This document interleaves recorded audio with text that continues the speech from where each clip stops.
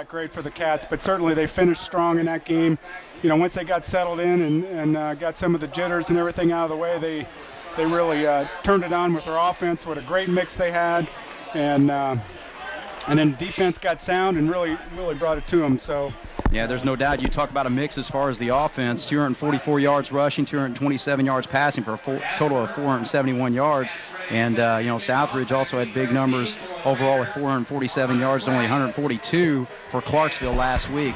Well, we're ready for kickoff, and here we go as Kruger's getting the kickoff, and he kicks it just like he did a number of times last week once he kind of took over that spot and kicks it into the end zone. So Southridge is going to start from their own 20, Bless. Yeah, nice big leg by Cal Kruger. I got a feeling we're going to see a lot of touchbacks, not many returns, unless we decide we want somebody to return it. So obviously right there, Southridge gets first possession of the football. And taking a look at their starting lineup, look at their offensive line. We have number 54, it's Singer Logan Solman. The guards are Bryce Harder, number 55, and Alex Merkel. And the tackles are Javier Canales and big Ethan Schweppe, number 74. Southridge quickly just right up the middle, and that's Alex Householder, one of the starting running backs, and he quickly just rumbles his way for about 13 yards on that first play, Bless. Yeah, that was a nice hole, and if they just charge forward, then Cats are going to have to fill. That young linebacking core's got to fill in. Jasper's made a little shift here where we got a six-man front, two linebackers, and then a bigger shifted to adding a defensive lineman up front to combat the running attack of the Raiders there. You see a real active backfield there is coming from a wingback position. The right wing right there is Householder getting another carry, but the Wildcats all over it this time. Good defense there to knock him back, I think, for about a loss of a yard. So we'll call it 2nd and 11. The real key to this is going to be how well that line of scrimmage is controlled. And, Jasper's got an experienced defensive line, very active, a lot of athletes, and they got to get in the backfield to disrupt things, and then the linebackers have to fill. So under center is the quarterback, Luke Stetter, and there's a little early movement there. I believe this may be against the Southridge Raiders. Yes, it is. So a little bit of movement on the line. Real quickly, let's go through the backs there. We got a quarterback, Luke Stetter. He's number 6. Your backs are Aiden Mitchell, number 28, Alex Householder, who's number 16, and Connor Craig, number 25. And we talked about Craig with an outstanding game last week with 4 overall touchdowns, 1 receiving, 2 rushing, and 1 on a punt return.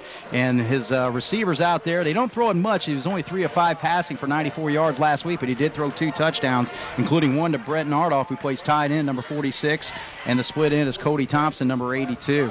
Yeah, as the coaches told us this week, if Southridge throws into the double digits tonight, it's because they're behind or they're not doing or they're changing things up quite a bit because they really want to establish the run.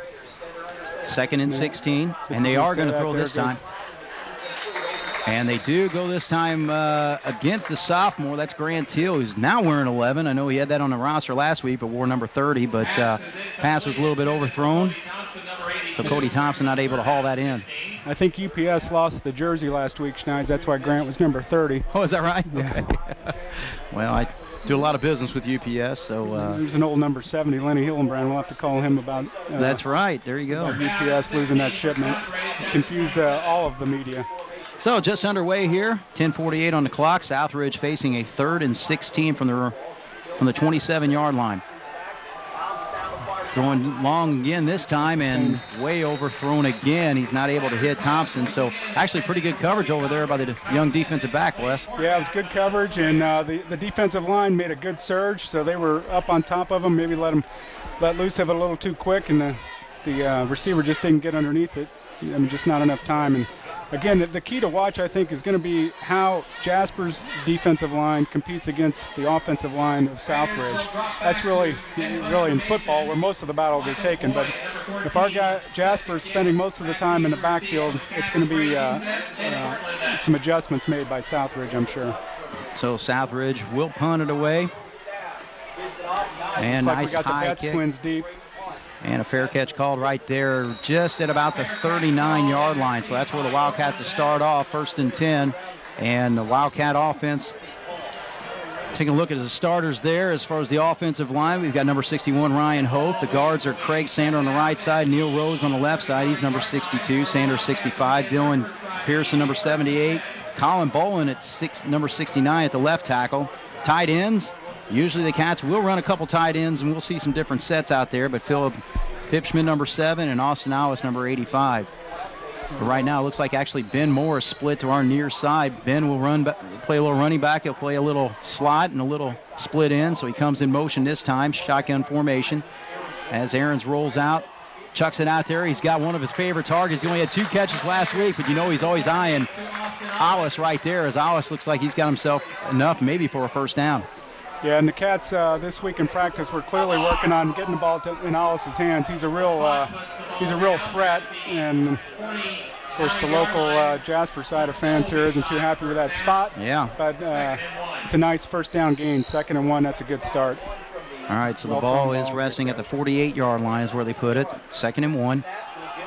The give is to Hale right up the middle, and he's got a lot of running room right there as he rumbles about 13 yards across midfield, across the 40, down to about the 39-yard line of Southridge. So just like that, the Wildcats moving right along offensively. No sputters like we had early on in last week's game, boys. Not at all. I tell you what, once the offensive line got settled last week, they really did a nice job of creating some space for those running backs. And if we give our backs space, they're going to make some yards.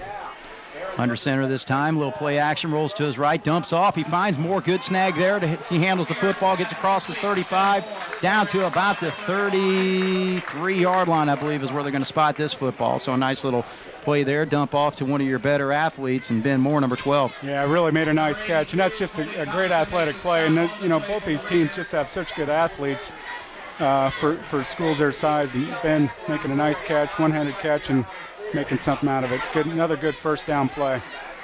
It's a lot easier to run 2nd and 4 or 2 or short than long. So just like that, Ahrens, he's got time, good protection. He dumps it off to kind of his safety valve there. As Wood came in, did you see how he came in motion kind of in the backfield there and then just kind of rolled to his left, but wasn't able to hang on to that football. He wasn't really going to go anywhere, I don't think, if he did.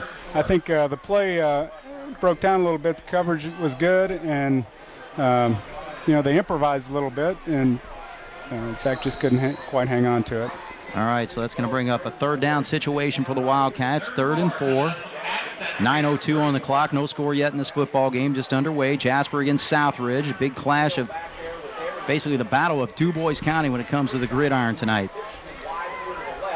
There's shotgun, kind of a high snap, but he does find a wide open Ben Moore over there. He handles that football and gets across the 30 down to the 25, inside the 25 to about the 24-yard line. So another nice little pitch and catch to the junior running back. Yeah, I mean, he's such a threat.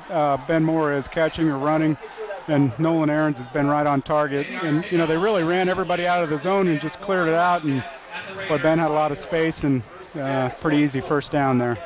All right, so 9 yards on that nice play, and the Wildcats with 1st and 10 at the 24-yard line. This time Moore is actually in a tight end spot as Hipschman drops back into a wide split here. But Hale with another nice run. He's looking really sharp so far in this football game, boys.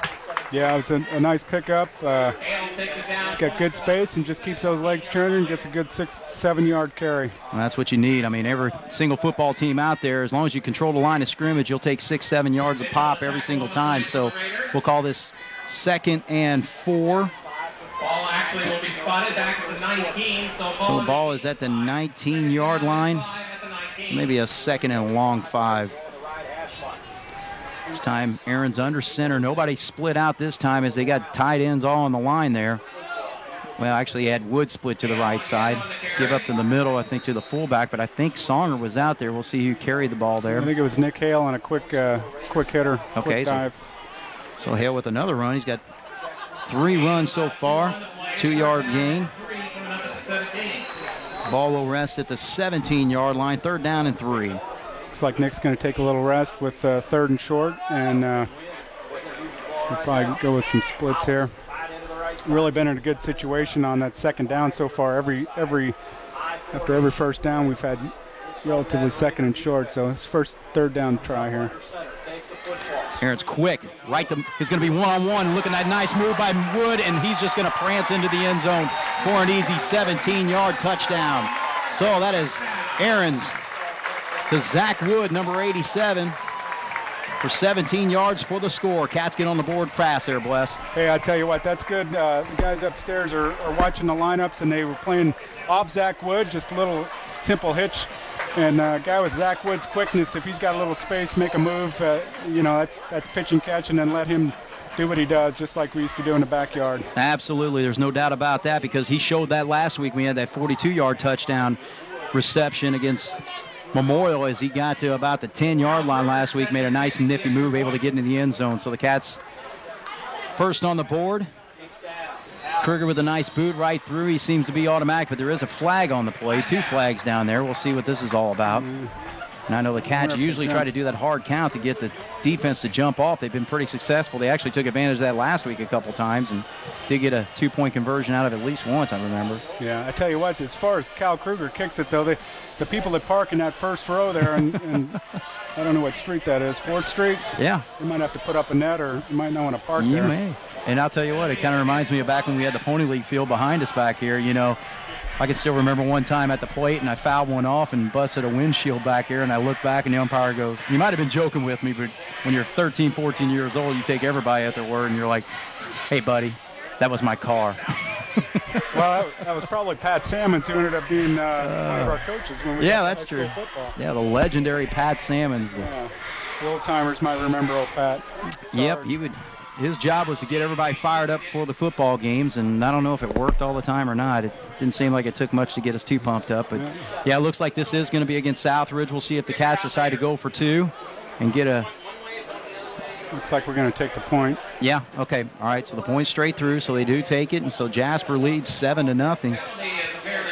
So we'll take a quick break in the action here. Jasper with 7:14 on the clock jumps out first.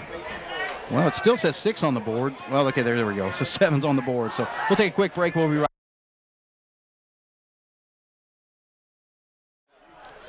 back again at Jerry Brewer Alumni Stadium. You're watching Jasper and Southridge football here tonight.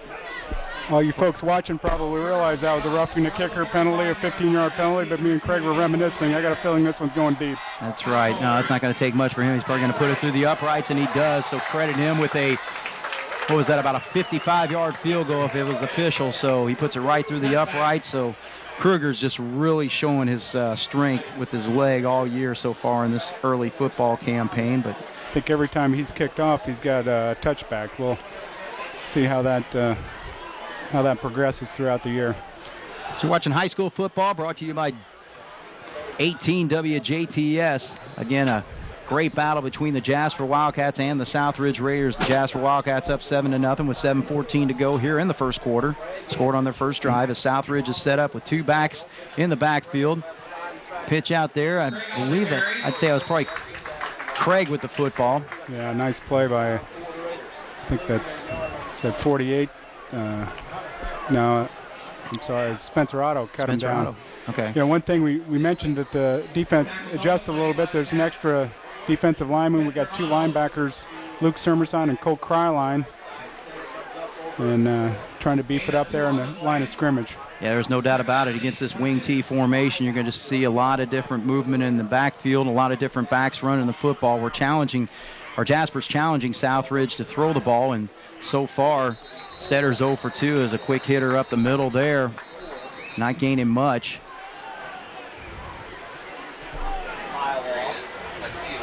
So, first play netted only about 2 yards. Second play, 2 yards. So that's going to bring up 3rd and 6. Ball rests at the 24-yard line. 24-yard line of the Southridge. And neither one of these teams really huddles up at all anymore, it seems like. You don't see that much in high school ball. 2 wings back there and 1 back, but he throws it out the householder. He makes a nice nifty move, gets away from the defender, and then the Wildcats finally pick him up. I don't think he had enough for well, it could be close because he just had to get to the 30 there, and it looks like it's right on the 30. That should be enough for a first down. So the quarterback, Luke Stetter, completes it to his running back, Householder. So we'll call that officially a 6-yard completion, so it's going to be 1st and 10. Ball rest now at the 30-yard line. Wing to the left, Householder, the wing to the right, Thompson wide, here to the short side of the field, in motion, Householder takes it, but then they can do that counter to the inside. Craig's got the football. He's very dangerous in the open field. Wildcats finally get to him, but not until he gets to about the 48-yard line, I believe. So that's about an 18-yard play there. Little misdirection and big hole there for him to run through. Yeah, so Connor Craig said last week, just an outstanding game overall in that football game. 74 yards on just 8 carries last week. And just a single wing to the left with 2 backs back there. Householder gets the ball. He makes a nice nifty move before defensive back Braden Betts is able to bring him down. So he weeds his way through the line of scrimmage, gets across midfield, across the 45 down to the 44-yard line. So about gain of about 7 on that play. You know, one thing that might become a factor is the heat. It's really a warm night. And, you know, all these pads, it's just a real challenge. Yeah, and that's the battle through it. Well, actually, I mean, there is kind of a breeze down there. I mean, it's nice and hot up here in the press box. There's no doubt about that. Little equipment time out there. Well, we got that. We'll just talk about some of the defensive players out there. The Cats defense, Moises Valenciano, Spencer Otto, Corey Bukta, Kyle Miller, and Austin Allis. Looks like we're going to see mostly probably a 5-man line tonight, Wes. Yeah, I think that's really the deal against this wing T. You want a lot of people up front to match up, and we got to get some penetration getting to the backfield. Nice job by the linebackers pouring in there to stuff that hole. Yeah, I think we got Cole Kryline and Tate Blessinger is now in at linebacker. Made a nice play. So Mitchell's run right there only gains about 2 yards, so that's going to bring up a 3rd and 1. Also in on that stop is Corey Bukta doing a nice job in his run stopping role from his defensive tackle spot. So it's a big play here. Big play for the Cats defense and the Southridge offense. So boom, right up the middle. There was a quick one. And Craig easily gets that 1st down. Yeah, he didn't get a lot, but it was a nice play. He got exactly what they needed, which is what that play is designed to do. You're not expecting to get touchdowns on those, just 1st downs. Nice play by Southridge, get a little surge and get their 1st down. So 2-yard run there by Connor Craig. Gives Southridge a 1st and 10 at the 40-yard line. Moving right along in the Wildcat territory, 3:58 on the clock. Clock stopped briefly for a move of the change there, but now it's running here. Number 53, Boone John, reporting in on the line. Sophomore playing defensive line. Big, strong kid. Yeah, Connor Craig goes in motion, but it looks like there's, movement on Southridge's side. So that's going to knock him back 5. So we'll see a 1st and 10 as we'll move this back to the Wildcat 45-yard line. One thing we didn't mention, a new starter on defense. I think you mentioned we announced, but Miller is one of the starting defensive linemen. Yeah, that was one move that the Wildcats actually made. Yeah, they reduce the linebackers and add to the linemen. So Kyle Miller getting a start tonight at the defensive end spot. The linebackers mostly been Cole Kryline, Luke Sturmersheim. Your backs are the Betts, along with Grant Teal and also Stallwood out there. And that pass is a little long there. They're really trying to pick on Grant Teal, it looks like a little bit. I mean, it's he's completed 1 pass so far, but 3 of his attempts tonight have gone incomplete as he's trying to hit Cody Thompson there on the left side. And I'm sure the key there is Cody Thompson's their weapon, and Grant's on that side. They might be keying on him with maybe a couple of mistakes last week, but I'm telling you, all those kids grew up last week after that first quarter. No doubt about it, and that's the thing. If you're going to grow up in the middle of a football game where you can make some improvements. So the Wildcats doing a great job with that last week. There's a nice play by our defense. Look at that, Alice and also Moises Valenciano, probably the two most experienced guys on that line, along with Spencer Otto, just doing a great job and making a great play to knock them back for a loss. They're all right there. That's just great penetration. Now we got 3rd and 19. And it's a good situation to be in. Our defense is flying. The Southridge has moved the ball, but after that penalty, it just puts them in a tough spot, and now they're going the wrong direction. You've got to stay aggressive on defense, but be cautious. No doubt about it. And so the Still in Wildcat territory right there at the 49-yard line, but facing a long 3rd and 19. As Stetter quickly chucks it out there. He gets it to his weapon, Craig, but looking an outstanding play by the sophomore coming up from the spot. Grant Teal. That was good defense, well executed. That's the way the coaches draw it up, and Coach Eckert's proud of his defense after that series of downs. So just 3 yards on that play. Nice tackle by Grant Teal. And like I said, hey, it makes simple sense, to pick on the inexperienced back there. But, boy, he's just doing an outstanding job so far, covering it real well. Yeah, everybody looks at the roster and sees, how old they are. But after all the practices and all the things they've been through, and as we progress through some games, these guys are just all varsity football players at this point. Right. So the Raider punt rolls down. It's going to be dead right there at about the 16-yard line, so not a bad punt there. And so the Wildcats are going to have a little bit tougher field position to start things off here. It's one of those that'd be nice, although it's a little dangerous, but it'd be nice if we could catch that and keep that ball from rolling. It saves a few yards, but, let's see how the Cats roll with their offense here. All right, so just $1:51 on the clock right now left here in the first quarter. Jasper leads at 7-0, and it looks like we got an official's timeout on the field. So we'll take a break here. Again, Jasper up 7-0 over the Southridge Raiders here late in the first quarter. You're watching here with 1:51 to go here in the first quarter. They lead 7-0 over Southridge. Ball rests at the 15-yard line after the punt by Southridge. So the Wildcat defense, again, holding Southridge to no points on the board. This time Ben Moore at the tailback spot gets the carry as the power pitch to him. Maybe nets about 3 yards or so. We'll see where they spot it. Looks like at the 18-yard line.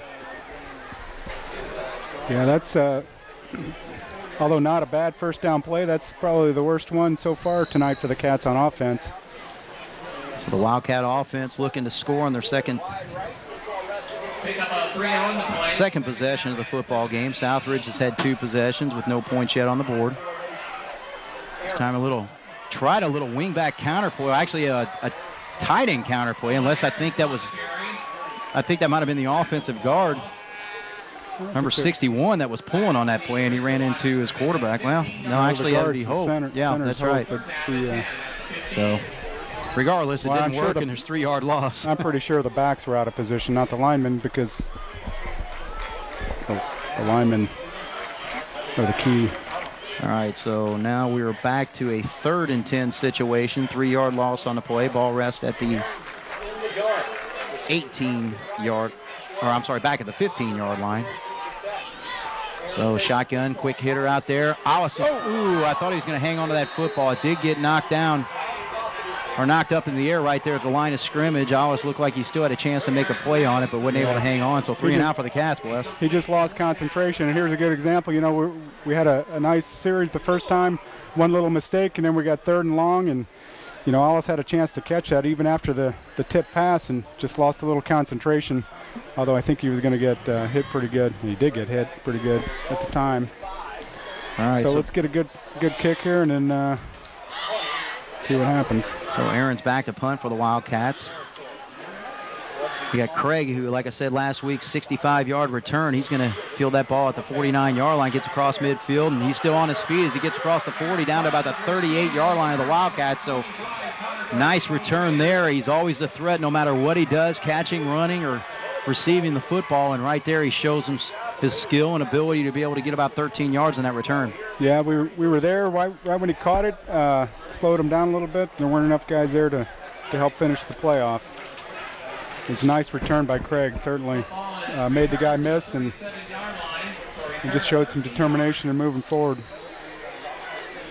1st and 10 for Southridge. Okay, so Southridge will have the ball at the 37-yard line, 1st and 10. Great field position.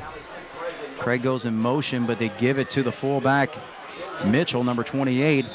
And Aiden with a nice little barrel forward there, gets across the 35 down to about the 33-yard line, I believe. So gain of about 4 on the play. So Tate Blessinger on the stop there. I think you know that kid, don't you, Bless? Yeah. familiar with him. He's a determined young man. So that's going to end the first quarter of action as Jasper jumps out on their first possession, scores, but we're 3 and out in their last one, so both teams starting to pick it up defensively. Jasper 7, Southridge nothing. You're watching Alumni Stadium. It's Southridge against Jasper, and Coach Scott Buning in his first big clash for the goalpost against the Jasper Wildcats. So he's got his Raider football team in a pretty good spot right now. It's 2nd and 6. Ball rest at the Jasper 33-yard line after a nice punt return by Connor Craig. So we'll see what the Raiders do on this play here. Is a quick hitter up the middle for Householder, and Tate Blessinger all over that play. He did an outstanding job quickly coming up and it's a nice stopping that. Nice quick hitter and fill the hole. That's what they're teaching. Got to fill those holes whenever they're there. So it looks like a gain of about 3 yards. Could have been more because he had a nice head of steam right there before number 31 knocked him back. So nice play by Tate.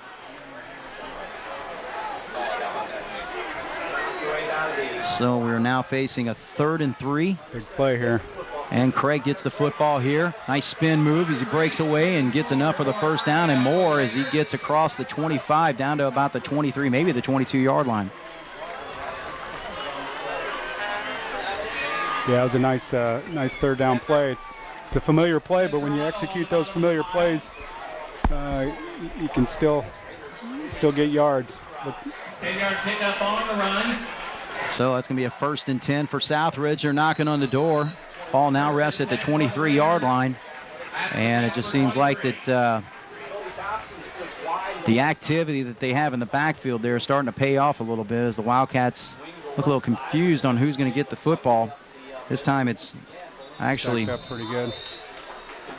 Number 9 with the carry on that play, and that is Jacob Mundy coming in, getting his first carry of the ball game. Only gains about 1. We'll call it 2nd and 9.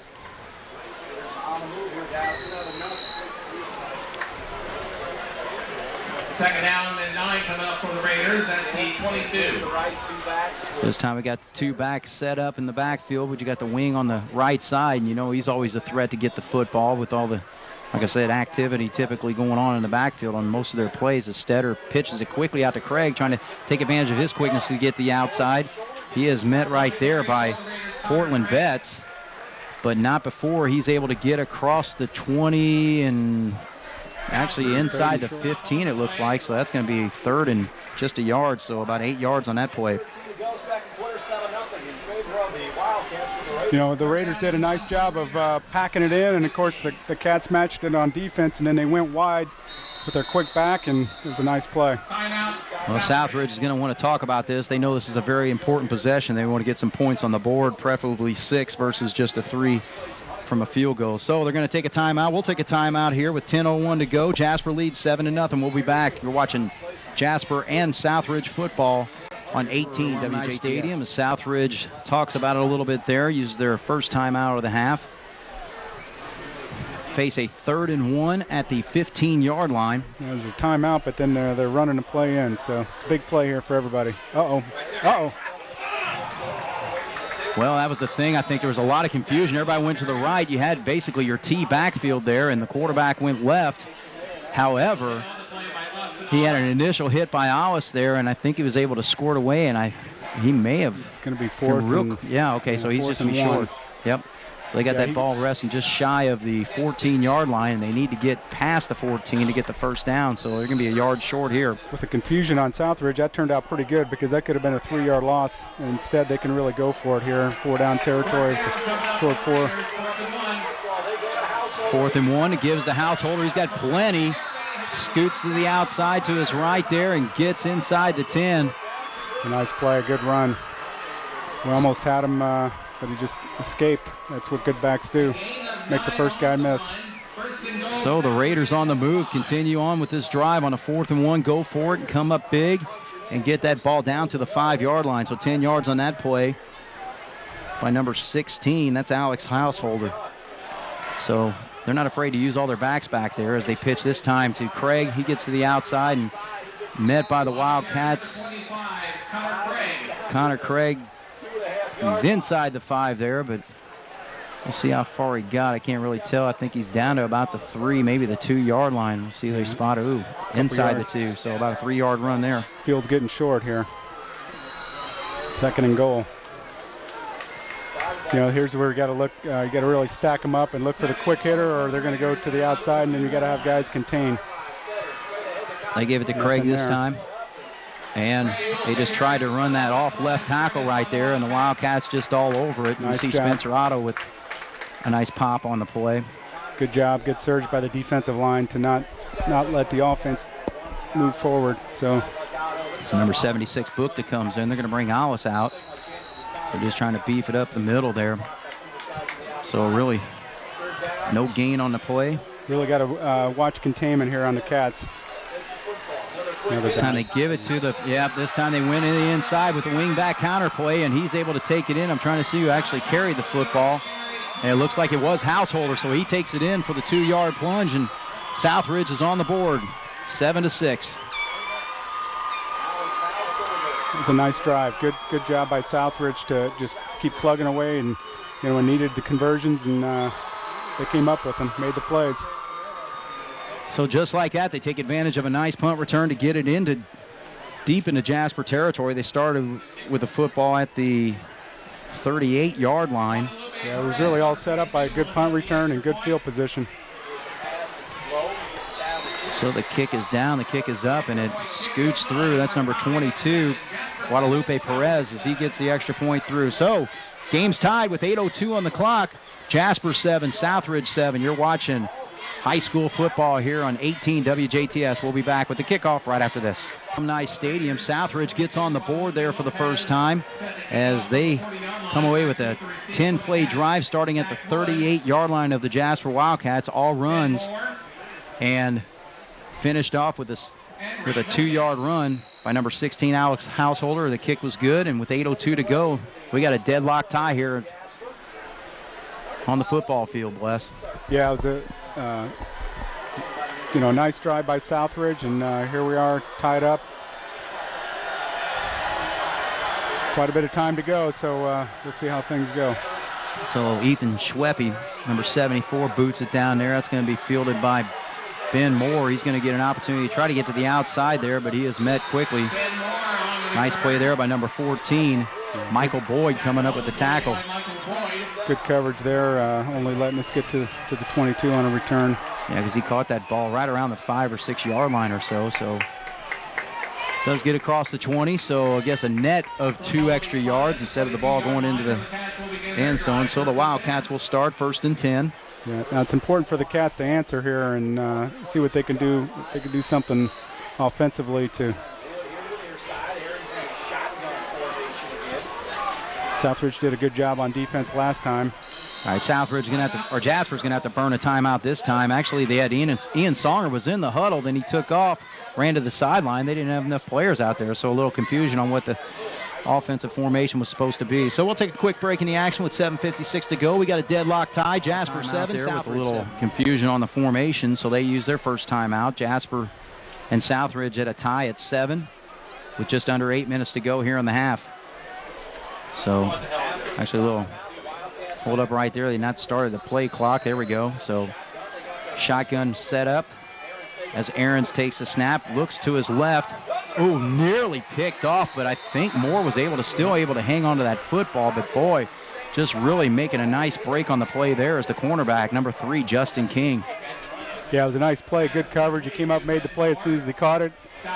Just barely behind the football. But good coverage and really actually a nice catch by Ben Moore to get something where it could have been nothing. So 4 yards on that pass play. We'll call it 3 yards, 2nd and 7. Hand off in the middle to Hale. Nothing in the middle. If anything, we lost yardage there. So Hale was only able to, actually, I guess no gain on that play as the ball is still going to rest at the 25-yard line. So 3rd and 7 for the Cats, and the Cats offense sputtered a little bit here. So Southridge doing an outstanding job defensively, especially on that front line. Big 3rd down play here. You know, in the first series, Jasper really had some big first downs, and now we're pressed to have a 3rd and 7, 3rd and 6. Got to make something happen here. Aarons tries to set up a screen and read very nicely there by the Southridge Raiders. I'm going to try to see who actually made that first pop on him as the rest of the Raiders jumped all over, and that was actually number 43. Coming from his defensive tackle spot was Luke Siddons, so he read that well and knocks him back for a 3-yard loss. Yeah, he was right there on that play. Well done by Southridge. Just nothing. Another completion, but knows just doesn't matter whenever they make a good play like that. So a 3-yard loss. That's going to be 4th and 10. That's going to force Aarons to punt from his own 22-yard line. Whistles blow. I don't see a flag, so we'll see what, I guess. It's interesting. Jasper's running this rugby punt system, which allows you to take what the defense will give you. So I think that's what, with Nolan Aarons is the punter. He really doesn't line up in standard punt formation, but he takes the punt and starts to read it. And I think if there's something wide open, they can take it, which would be extremely dangerous down here on this end of the field. But Southridge didn't like what they were facing there. Take a quick timeout with 6:08 to go. Jasper setting a punt here, and game's deadlocked 7-7. We'll be back right after. Ball rest of the 22-yard line, 4th and 10, as the Cats are going to have to punt it away. And waiting back there is Connor Craig, who actually had a nice 13-yard punt return last time to set up good field position. The Raiders took advantage and scored well. The little rugby-style punt there. And they're going to try to keep it away from Craig this time. Probably a good move, even though it wasn't a great punt, but it does roll to the 46-yard line of Southridge. So still pretty good field position for this Raider team that just rolled last time, Bless. Yeah, they're starting out right at midfield or just beyond it, and the Jasper defense needs to step it up and try and contain that strong running game of Southridge. It really all boils down to the line of scrimmage, and folks watching on TV, that it's hard not to, but if you just watch what happens on that line of scrimmage where those guys first meet, that'll tell you who's probably going to win the battle. So the Raider defense doing their job, 2 straight 3-and-outs for the Wildcats, and looking to take a lead in this football game as Stetter drops back to pass, gets some pressure there, and eventually the Wildcats do catch up with him. We'll give credit that time to Moises Valenciano coming up from his nose guard spot to make that tackle for a loss. Yeah, that's a big first down play. Now it's 2nd and long, and that just didn't happen the last series for Southridge. They were progressively moving forward. Here they take a risk and try and throw it on first down, and at least for now the gamble lost. Still got 3 downs to go. So 6 yards on the loss there. Nice sack by Valenciano, his first sack of the season. 5:22, clock running right now. Ball rests at the 40-yard line, 2nd and 16. We got a full T backfield there, and the Wildcats really attack this time as Householder carries the football, number 16, and he gains nothing. It's a nice job by the Wildcats. There was a lot of people there to make the tackle. It looked like there was a hole, and then all of a sudden everybody fills it up. Did a nice job of pursuit and gang tackling. That's really something Jasper's known for, is getting a lot of guys to the ball. Well, the main thing is you just want to make that initial hit. We had an actually good penetration by the linebacker, Cole Cryline, making that initial hit, and the Cats able to keep him from no gain this time. He tried to get, actually, second man comes through, and look at that. Householder, nothing, as Tate Blessinger with a monster pop on that play, Bless. I'll tell you what, well, someone stopped him, and Tate gets a little of the glory by getting a big hit, but the real play was made by holding him up, and then Tate finished him off. But that was just perfect execution of, here's the hole, the first linebacker comes up, makes a stop, and then the other guy finishes him off. It was just defense. Coach Eckert's he's gonna be smiling about that. I'm sure there's probably something wrong with the coverage. He'll yell somebody about, but at least up front, that one looked good. All right, so no gain on that play. Ball will still sit at the 40-yard line, as Southridge is now going to have to punt it away with a 3-and-out. So an outstanding job by the Wildcat defense, especially the linebackers that time. Ball flies right there, fair catch, and nicely coming up with that grab. That's a tough play to make there, Bless. It is, on the move. They teach, old Coach Rollletter always taught us, catch those punts with your hands. You never want them slipping through, but that's a nice job, fair catch. If that ball bounces, all of a sudden the ball's down at the 20 instead of at the 35. Just a big, huge difference. There's no doubt. So the Cats got good field position after a good defensive stand. So Cortland Betts doing his job as a punt receiver on that play. Wildcats set up in their familiar eye backfield. It looks like the Cats are going to the old traditional Wildcat offense, and they really need to set themselves up with some just go forward, pound it kind of offense here. Well, that's the thing. I mean, especially you want to try to get some establishment on that line of scrimmage. And, you know, last week the Wildcat offensive line of Ryan Hof, Craig Sander, Neil Rose, Dylan Pearson, and Colin Bowen did an outstanding job. So Cats looking to do it there, but not able to gain much on that run, as there's actually no gain, and the ball was still set at the 37-yard line, 2nd and 10. Not a lot there, but you know, the offensive lines need some surge, and those backs got to hit the hole and you know, try and get us a couple yards. Hale's going to get the ball this time, running to the left side. Cats had great success on the left side last week. Was able to gain maybe 3 on the play. I think he got, well, he's just shy of the 40-yard line. Actually, it's sitting right there at the 39, so just gain of 2. So we're going to face another 3rd and long situation here, Bless. Yeah, my roster just flew out the window, Schneids. I got the fans helping me out down in front. Thank you. A lot of help there, so you got to take advantage of that. 2:47 on the clock. We got a deadlock score here. Cats with an eye backfield, 3rd and 7. Aaron's going to roll right with a little play action. He's got Alice wide open. He's got the football, and he's just right at about midfield. It looks like he's across it down to the 48, I think, 47-yard line. So a nice catch and run there by number 85. It's just a well-executed play. We flooded the zone. We had a guy going deep, and got 2 guys in the flat. And, of course, Nolan hits Austin Allis, sure-handed Austin Allis, and that's just a nice 3rd down play. 3rd and long, and just well executed. Just what we need for the Jasper Wildcats. So that's 13 yards on that play. Ball now rests at the Raider 47-yard line, 1st and 10. He's going deep. He's got Wood one-on-one against. Oh, and he does come up with that football. An outstanding job by Wood as he takes it all the way for the touchdown. 47 yards on the play. It looked like it was kind of a one-on-one situation right there between Wood and the safety, Cody Thompson, and Wood wins that battle. You know, that was a great catch in traffic. He made a snag at his hips or below. Just good concentration, and once he had it, he was going to be hard to stop. So a 47-yard touchdown puts Jasper back on the board again and gives them the lead 13-7. You can't complain about a successful touchdown like that, but the coaches are probably going to tell him he really needed to be. He's probably supposed to run a post and be inside that guy, but what a nice catch to improvise and just make a big touchdown here. No doubt about it. So snap is down, kick is up, and the kick is straight through. So Kruger puts it again through the upright, and Jasper leads at 14-7 with 2:15 to go here in the half. Big play for the Cats to get back on the board there and take a lead in this football game. We'll take a break in the action. Jasper leads 14-7. We'll be back. You're watching Wildcat and Raider football on WJTS Channel 18. We'll be back right after this. 47 yards. Aarons to Wood, hooking up for the 2nd time this year for a touchdown reception, and Jasper leads at 14-7 with 2:15 to go as Kruger tees it, boots it, and we're going to give him an opportunity to boot or return this time. I think it's Householder with the football. He takes it, tries to get across the 20. He does to about the 22, 23-yard line. So Kruger typically, and actually he's got a wind at his back this time, just got underneath that football. Typically he's been putting it in the end zone almost every time, Bless. Yeah, that wasn't so deep, but it sure was high. He's got a good leg, so there I jinxed him last time whenever he kicked off and talked about how he had kicked everyone in the end zone. So. All right, so Southridge. Sorry about that, Cal. Will start this drive. Actually, our last 2 times they actually had really good field position, took advantage of it.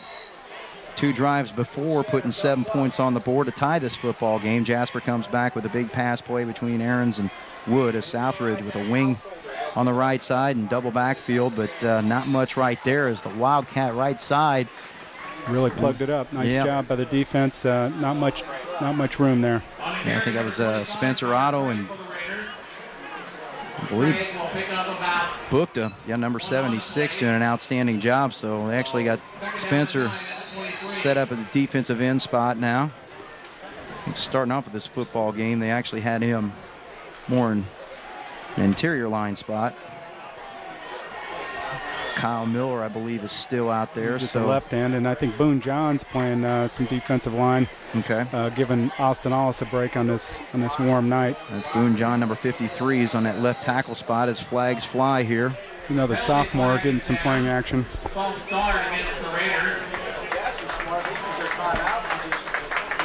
So Southridge having some difficulty now. These penalties kill you. Coaches hate those things. So a 5-yard penalty will move that football back to the 18-yard line. And anything that makes the coaches grouchy usually makes it tough on the players, so it's not a good thing. So the Raiders now, instead of a 2nd and 9, looking at a 2nd and 14. Clock approaching 1 minute to go here in the first half. Jasper leads 14-7. And Southridge. Actually, this time they do give it to Craig. Very dangerous as always, and he gets across the 30-yard line. So a nice, nifty run by the junior tailback. Number 25 gets it to about the 32, 33-yard line, I believe, and that's plenty on that 15-yard run for a first down. It's a nice play. Good run, good hard running. First guy certainly didn't get him, and did a good job of running the ball on that one. So you face 2nd and 14, get 15, you get a first down, so big play. I think, the backs for Southridge, if they get some room, they're athletic and fast enough, some things are going to happen. Craig on the carry this time as he bulls his way to about the 35-yard line, gain of about 2. That's going to bring up 2nd and 8. As Southridge, I think, is just going to let this run out as we're down to about 13 seconds, and they're just going to let this clock time out. So really, Southridge taking advantage of great field position on their possession after that punt return got them down to the 38-yard line to tie this football game. And done a nice job. Where for Jasper, Nick Hale has 6 carries for 23 yards. Ben Moore just 1 carry for 4. And that's really a key factor. Nolan's looking great passing with 8 of 10 with 102. But we really got to get that running game going if Jasper wants to keep control of the game. Yeah, no doubt about that. That's one thing that the Wildcats always pride themselves on, and that's actually the primary part of the offense for the Southridge Raiders is the running game. But the Wildcats with those 8 receptions, Wood with 2 catches for 64 yards and 2 touchdowns, one of 17 yards and the other one of 47 yards. Moore with 4 catches for 15 yards, mainly on little screens and pop-outs to him. And then Alice with 2 catches for 23 yards. Like to see Alice get a little bit more offense going. Yeah, it'd be nice to get him in the mix, and I anticipate they're going to be looking for him a little bit. And Southridge, they've done a nice job of stopping that running game, forcing us to be a little bit one-dimensional. So we'll just see how things progress here in the second half. Boys are competing.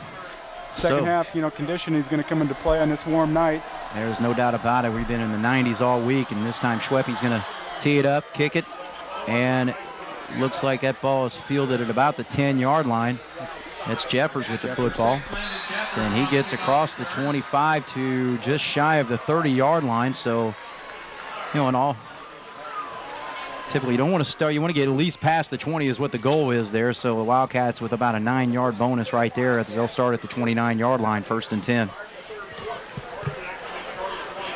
So just underway here in the third quarter. Jasper leads 14-7. And the Wildcats, with their first possession, looking to build on this lead. Yeah, if they can drive down and get a score here, that'd be a big bonus. Of course, Southridge looking for a big stop. So the give is to Ben Moore, and he is met by not much room on that sprint draw. Yeah. So plenty of Raiders there to bring him down. Looked like number 46, Brett Nardoff, was one of the leading guys hitting on that play. So just a gain of 1. So that's going to bring up 2nd and 9. Ball now is at the 30-yard line. We haven't mentioned Nordoff plays a strong tight end and is a real active linebacker. I know the Southridge Raiders got a good core of linebackers, and they're certainly doing a good job preventing Jasper from getting anything on the ground. There's what Moore does best, is when he can break away from the pack right there, and he's now down to the 40, 35, cuts back across field. Nice play. He's still on his feet as he's cutting back and breaking tackles and getting around guys. Gets across the 20-yard line down to about the 17, maybe 16-yard line. So a huge play right there by number 12, the junior. Nice run by Ben Moore. He had a little bit of room, and then he just took it from there and did a nice job weaving and finding a way to get down there. 53 yards on the run there, Bless. I think I just jinxed those Southridge linebackers. Didn't mean to do that, but nice run by Ben Moore. So that's a good way to get your run game established as he pitches it out there to Wood. Aarons quickly finds his favorite receiver tonight as he's got 2 touchdowns already. It's his 3rd catch of the ball game, and that's enough. Just with a nice little wide out screen, gains 9 on that play. Yeah, nice little pitch and catch. They're playing off Wood, trying to protect from his quickness. And, it's a pretty simple pitch and catch and almost like a running play, but a good first down play. So it's 2nd and 1. Cats really coming out doing a nice job here. We're set up in the wishbone. I've got a feeling they might just go over that left side with the big boys. So the Wildcats looking to power their way there as Moore gets it, but boy, he's just quick if he gets the outside, but a nice job by the Raiders to get there. But I think he had plenty. Yeah, he had plenty there for the first down, as he is now, looks like he's close to the 5-yard line. Southridge generally didn't do too bad a job on stringing that out, but didn't have far to go for the first down, so now all of a sudden it's 1st and goal from the 5. 10:06 to go, 3rd quarter, 14-7 Raiders. On the 2nd and 1, plenty for the first down. And I guess, okay, gain of 2 yards, we'll call it there. So 2-yard run by Ben Moore, who had a 53-yard run to set this up, and the Wildcats looking to score here, 1st and goal from the 4. Moore gets the ball, but he is... Nice job of filling by Southridge, just filled that hole. Ben thought he saw a space and closed up real quick. Nice job by the Southridge linebackers. Yeah, the Southridge linebackers coming up there. Actually, number 54, Dakota Brewer, is also in on the hit. So 9:28 on the clock, 2nd and goal. No gain on that play, or actually, I guess a 2-yard loss, my bad. Yeah, I could see, we're setting up a single back. We're split wide. I could see a little play action, maybe in one of the tight ends. Something in the flat here. Maybe. Aarons wants to throw this time, and he passes it out there, and he's hit right away, and that's an incomplete pass. That's a nice pop there by Connor Craig to knock that ball away from Ben Moore, and he wasn't able to hang on to it. So now the Wildcats facing a 3rd and goal situation from the 6-yard line. Yeah, that play in motion, it's one Jasper runs a lot. I think that they just read it probably from film study. They knew what was going to happen there. They certainly were there to make the play. Well, the Wildcats definitely would like to get 6 or 7 more on the board here as they face a 3rd and 6, 3rd and goal from the 6. They give it to Moore. He goes off left tackle, but he is met by quite a few Raiders and not able to get anywhere there. And on the pop on that play is Aiden Mitchell coming up from his linebacker spot, cutting him short, and we'll see if the Cats decide to go for it as maybe gain of 2 on the play, and we're going to face a 4th down and goal.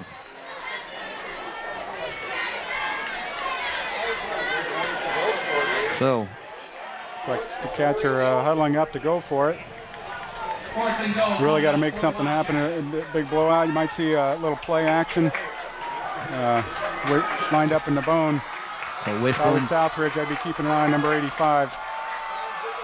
So they give it this time to Hale, was it, I believe, and he is stuffed short as they try to go off the right tackle there. Nothing. And Hale. Southridge did a nice job. We were talking about that linebacking core. They gave up the long run, Southridge did, but certainly stiffened up when it got close and the field got short. So we'll credit him for 3 yards on the run, but it is not enough as that ball, well, let's say 2 yards on the play. The ball is now resting at the 2-yard line for Southridge as they'll take over 1st and 10, but a nice defensive stop for the Raiders as the Cats had 1st and goal from the 6-yard line.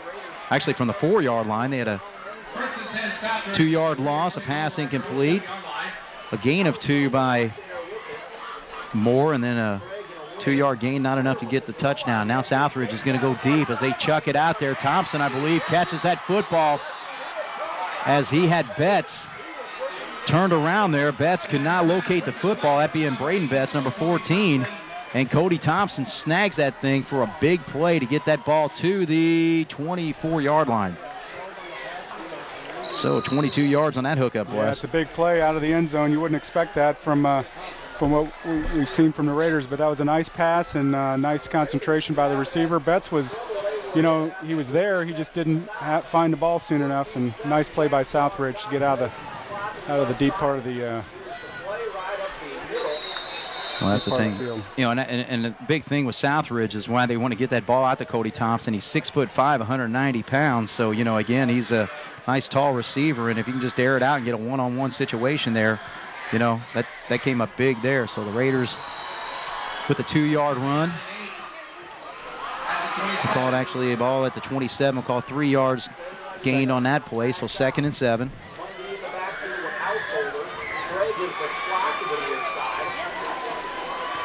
So 2 backs set up.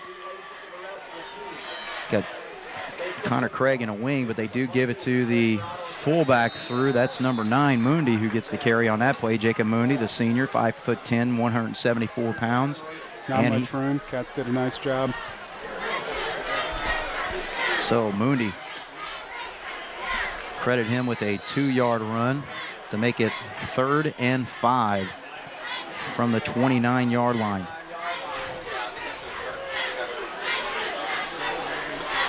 Big play here for both sides of the ball. No doubt about it. The Raiders with a nice defensive stop to hold the Cats from scoring. They're going to try to air it out to the 6'5" receiver. He's got it this time again, and that hookup has been all over the place. He's saying he's out of bounds. Did not catch it. Incomplete. Oh, so he did catch it out of bounds. Wow. Okay, so a big break for the Jasper Wildcats there, as actually the coaching staff over there for Southridge is pleading their case. I don't know if they thought maybe it was forced out of bounds, but it looked like they were stride for stride. So a nice defensive break for the Wildcats there as Thompson was able to haul that thing in, but does not count. What's been nice is, you know, Thompson with his size and just his physical size, he's a big target and made a couple of nice plays. Even on that, he catches the ball. The Cats are there, but, you know, they got to play the ball. They got to get to the ball, not the man. They're certainly in position. They just didn't make the play, and Thompson did, except for he was out of bounds. Michael Boyd's punt is straight up and straight down into the hands of Cortland Betts, number 20, so he calls for the fair catch. The Cats will have pretty decent field position here, Bless, as the ball is now resting at the 39-yard line. Yeah, they're you know, close to midfield, and they got to make something happen. There was a big momentum shift there for Southridge to stop Jasper down on the line. That just doesn't happen very often with how physical and the running game, typical running game of Jasper. But the defense stiffened up and fought back, and now it's giving Jasper another chance to no harm done on either one of those series. 1st and 10. Aaron's under center, gives it to the fullback this time. Ian's not really had many carries tonight, I don't believe. I think that might be his first, maybe second carry, so certainly was a weapon last week. Well, he buries his head and pulls forward for about 3 on the play to get it just shy of the 45-yard line. 2nd and 7.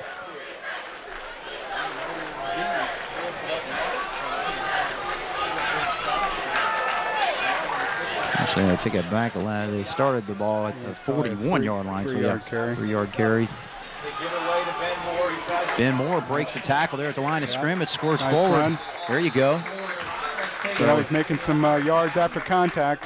It's a big stat these days in the NFL, and very important, certainly in high school football. Ben did a nice job after the first contact. He kept fighting and got the first down. That's a big play.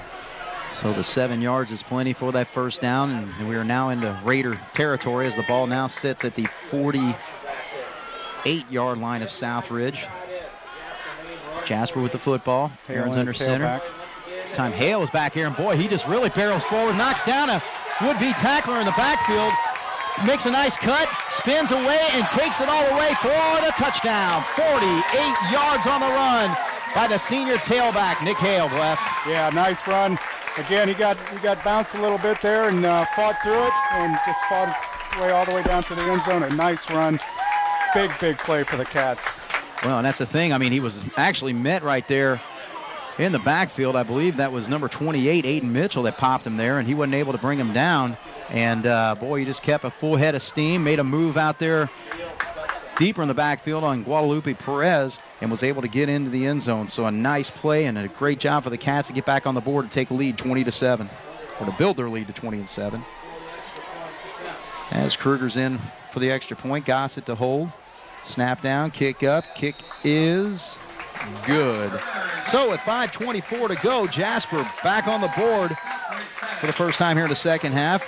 did a nice job establishing a little bit of the running game. Some nice running plays, and then a big run by Nick Hale to finish it off. Yeah, no doubt about that. I mean, and that's the thing. I mean, on their previous drive, I mean, we had the 53-yard run by Ben Moore, but kind of stalled there once we got inside. We had the ball first and goal from the 4-yard line. The Cats weren't able to come up with any points on the board. We did go for it on 4th down and came up short on Hale's run. But so far, though, the Wildcat running game, you're talking about how important it is for the Cats to get established there because, we had such a nice job passing the football in the first half. But, yeah, Ben Moore with a 53-yard run on the previous drive and then 48-yard touchdown run there by Hale. Yeah, the 2 long carries matched, I think, our rushing total for the first half. Plus, we had some other nice runs in the middle. Ian Songer had a nice first down run to give us a little room. And, that's the key here, a little smash mouth football. Just got to keep coming at them. Yeah, so right here, for the Wildcat fans, you'd love for Kruger to be able to just boot this thing in the end zone because you've just got 2 guys back here that are threats, and Householder, and then, of course, Craig. But, got a nice breeze, but didn't quite get it deep enough. Nope, he fielded right there at the 1-yard line. It's Householder, and he's got a full head of steam, but he is met quickly by the Wildcats right at around the 20, maybe 22-yard line. Let's talk about Cole Kryline on special teams. Those special team tackles, those are important. They're big plays. Mitch Lindar in there as well, so good job for the Cats because, again, the Raiders just have, very threatening backs back here whenever they got the ball in their hands in the open field. But Southridge will start with the ball actually at the 21-yard line, 1st and 10. I guess as Southridge here really wants to, make some things happen, grind it out, establish a little bit of their running game, and then maybe mix it in with a pass here and there. You got a T backfield this time with 3 backs, and he quickly gives it to the right side. Trying to see who has the football. Good surge. I think that was probably Householder. Yep, Householder did carry the football. Gain of about 7, so not a bad 6 yards, we'll call it. 6 yards to the 27-yard line. So a nice run there, Bless, actually. Yeah, it was. A good surge up front, and, he made some yards after contact. 2nd and 4. This time the give is to Craig. Craig spins away. Not much, so the Cat defense only gives him about 2, maybe 3 yards on that play, so we'll call it a 3rd and 7. 3rd and 3. I'm sorry, 3rd and 3. Yeah, big play here. Here we go again. Southridge, I think, with their running game, and they're going to find themselves in this a lot. So these are the game winners for them and decision makers for the Jasper defense. They got to make a play here.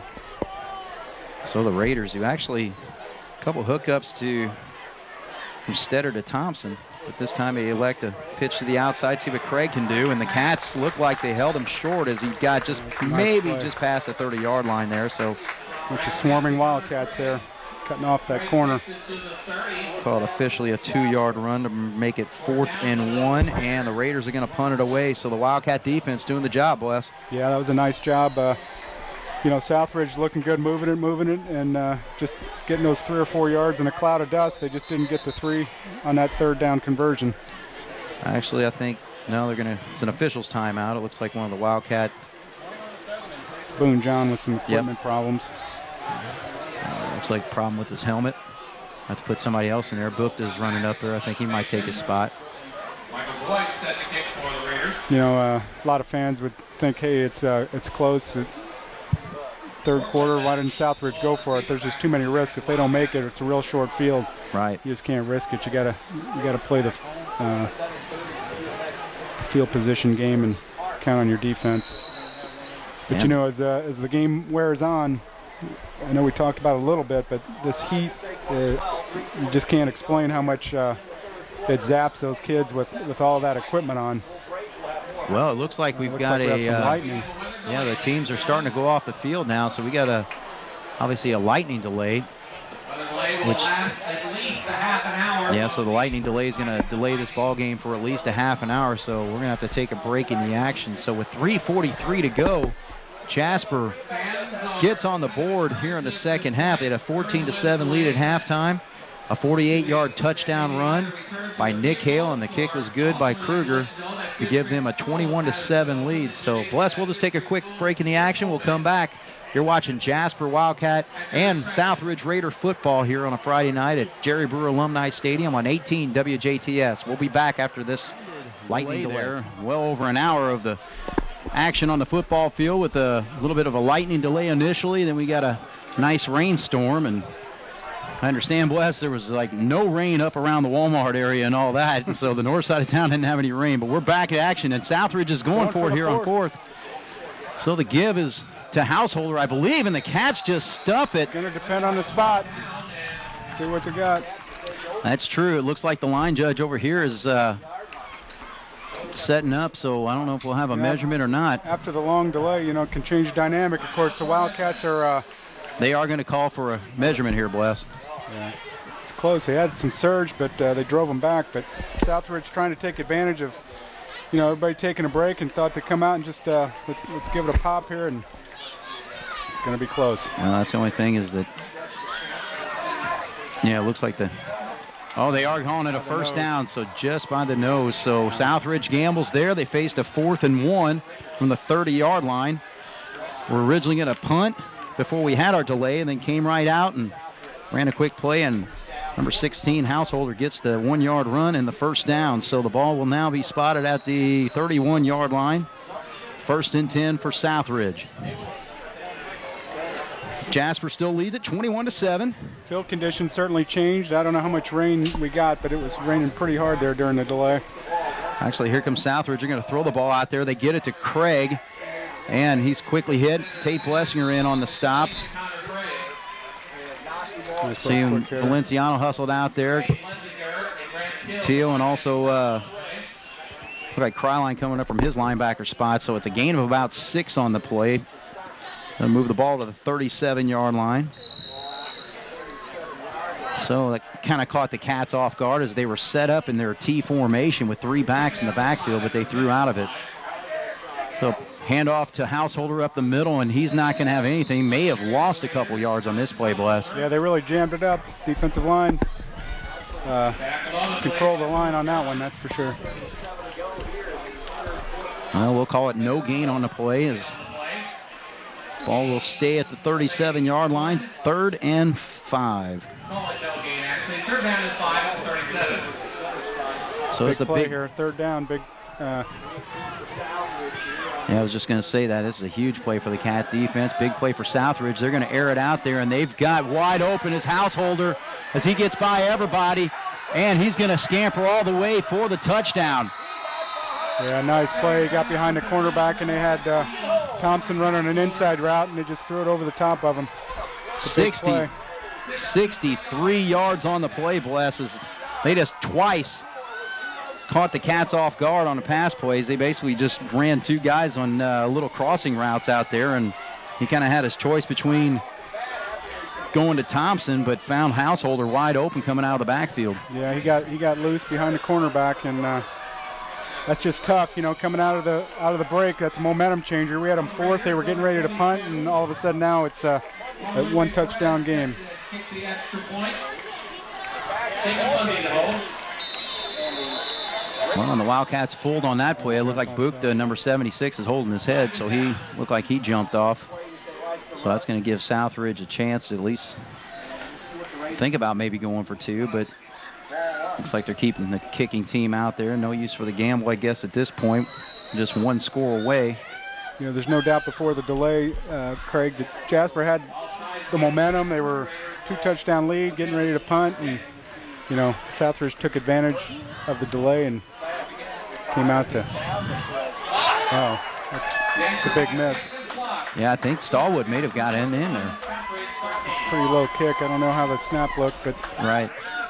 So anyway, the point after the touchdown is no good. So just like that, the Southridge Raiders back in this football game, 21-13, 2:07 to go here in the 3rd quarter. We're going to take a break in the action. You're watching Jasper Wildcat and Southridge Raider football on 18 WJTS Stadium. Bless, you said it, little change of conditions on the field so far to the advantage of the Southridge Raiders as they. Yeah, no doubt about it. They come out and they're just they came charging, and they're going deep, and the defensive backs just have to keep those guys in front of them. They just got to find a way to not let them run by them. Well, that's the thing when you're a running football team like Southridge typically is. A lot of times that's going to open up the passing game, and they took advantage there for 63 yards and a touchdown.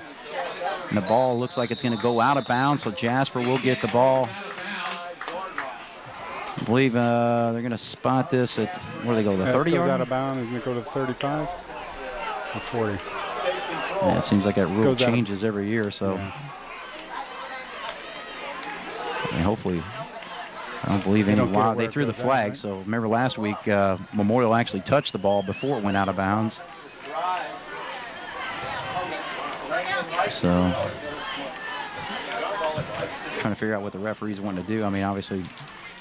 Okay, so yeah, they are going to spot it. I thought it was going to be at the 35-yard line is where the Wildcats would take it with the ball kicked out of bounds.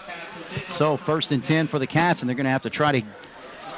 They really need to make something happen here. They, a 3-and-out isn't gonna help the momentum. They got to do a momentum shift and keep more than one score ahead. The blocked extra point or missed extra point's a big plus, but we really need to score here. So Hale gets the carry. Nice surge by the line. And now you got a fired up Southridge football team over there. But Hale looks like he does gain about 4 on the play. Ball's going to be rested about the 39-yard line. We'll call it 2nd and 6. The break, because Southridge has got a lot of guys going 2 ways, and the heat that we had earlier, that break is a real big plus for them. They're going to be rested and refreshed, and Jasper gets the same rest, but I think it was the conditions were wearing on Southridge a little more. Right. There's Aaron's on the run. Nice pass out there to Wood. Boy, they've had some nice hookups tonight. Yeah, it's a nice play. Nolan had some space, and Nolan broke off the route, and Nolan delivered once again. So the Cats are now across midfield to the 48-yard line now of Southridge. So 13 yards on the play.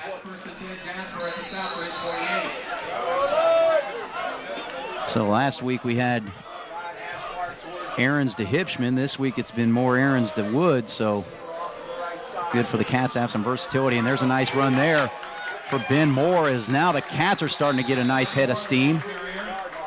Yeah, he had nice space, and Ben weaved through there. Nice carry, nice run, good blocking. Okay. 11-yard pickup on the play. Plenty for the first down.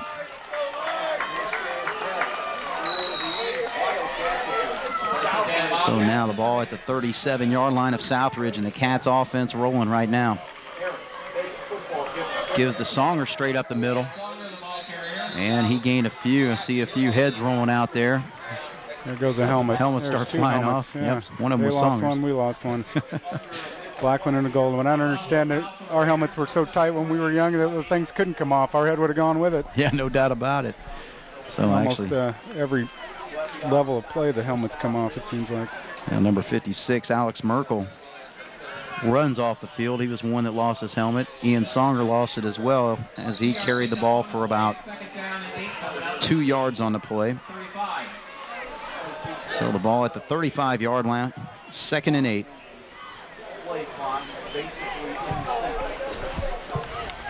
This should be the last play of the quarter. I think they're going to have to get it off. Yeah, you're going to have to get off at least one play, because I think there's a difference of less than a second on the play clock. Jasper does run it. Ben Moore quickly on the left side. Looked like a decent hole opened up there. We're going to be close to the first down, maybe about a yard short. We'll see where they spot this football. So Moore with the run. And we'll announce where, yeah, it looks like, okay, they're going to spot it at about the 29-yard line. So it's going to bring up a 3rd down situation. That's the end of the 3rd quarter. We're going to take a break in the action here. From Jerry Brewer Alumni Stadium, the Jasper Wildcats marching have a lead of 21-13 over Southridge. We'll be back. You're watching Wildcat and Raider football on 18 WJT. Play of the 4th quarter, Schneid's 3rd and short. We're in the bone. Controlling the line of scrimmage right here on this play is a big one. I'd say Jasper might be in 4-down territory inside the 30. Fourth quarter. You're exactly right. There's no reason to certainly punt, and that's a pretty deep field goal. Right. So actually, Cats, I guess they have not started the play clock yet. I don't know what the delay is here. Actually, all right, they're actually talking with the coach. I don't know if he's pointing out a lightning situation. I'm just wondering if the Southridge side is really lobbying to try to move this game into Saturday. But I don't know. He's having a discussion with the referee. Coach Buning is certainly pleading some case. I don't know if it's a spot or not sure what it is. Well, regardless, we're gonna play football, it looks like. So the fourth quarter is underway here. It's the play clock. It's ticking. Cats come out of their huddle. Cats on this drive done a nice job getting space for the running backs. We're in the wishbone. I'd look for us to go over the big right side. Aarons gives to Ben Moore. If he could have broke away from there, I think he may have enough for the first down, but boy, he was off to the races. But a nice open field tackle there by Justin King to come up from his cornerback spot. Came up short. That's a nice play, nice open field tackle. Well, he needed to get to the ball was at the 27 or the 29-yard line, and it looks like he's right around the 27. So I think they're trying to look at it to see if they need to make a measurement or what they'll call for. And they are going to call a timeout for a measurement, so we'll see what happens here. But yeah, Bless, you were saying it. I mean, it's just the Wildcats, you know, after giving it up to Southridge on that score there, you know, to be able to come back with a nice offensive run right now. We're 1, 2, 3, 4, 5 plays into it. Big play there was a 13-yard pass from Aarons to Wood. Yeah, and then an 11-yard run by Ben Moore. And a nice mix and just space and a big first down there. Huge. I mean, that's big. I mean, you just don't want to try and go it on a wet conditions. You don't want any fourth and short situations. Anything can happen.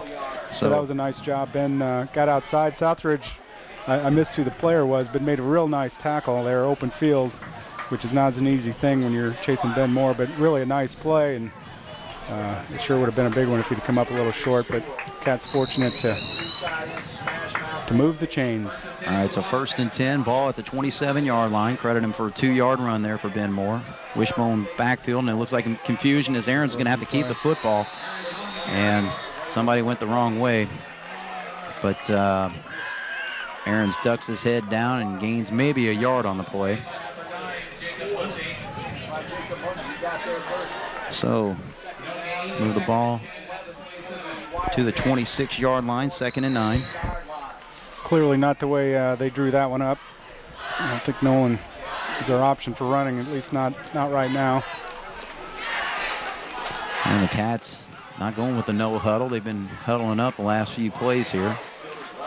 So again, still set up with the 3-back setup, not necessarily a wishbone, more of a triangle left. But they give it to Hale. He finds an opening to the right side, and he barrels forward. Had a nice cut inside there, reading the blocks, being patient, and then charging forward and taking what he's got and covering up the ball. It's a nice run. Good job by the backs blocking up front. We'll see where they spot this football. I believe it's at about the 14-yard line. And I guess we'll call it 15, so a gain of 11 on the play, 1st and 10. So Cats coming up with a few key runs on this drive to keep the sticks moving.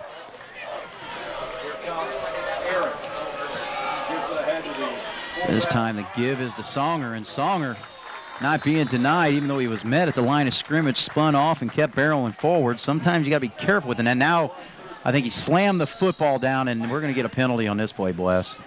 As he got up, he slammed the football down, flag went flying. Yeah, he's got some emotion going because I think he got dinged there a little bit. Certainly wasn't trying to show anybody up, but those are things you just can't do. It's against Jasper, so yeah, I don't know if... I'm not sure that was intended to be toward anybody, but certainly things you can't do. That's a big, you turn a positive, hard-fought gain into a big negative here. Well, more importantly is that you're moving from just around the 10-yard line, pushing you all the way back to the 25, 26-yard line. So 15-yard penalty is killer there. So that's going to move the ball back to the 26. And let's see if the Cats can battle back or the Raiders can make a couple big plays here and get a stop. All right, so the give this time is to Hale. He keeps moving forward right there and gets a nice gain to inside the 15 down to about the 14, I think, is where that football is going to rest. And, that's what I think the Cats were counting on, or the coaching staff, trying to get a big chunk of it. You don't need to get it all. We're still in 4-down territory, so, that's a big chunk. Get another one, and then so actually the ball's at the 16-yard line, 10-yard run. They need to get to about the 4 for a first down. So 3rd and 12.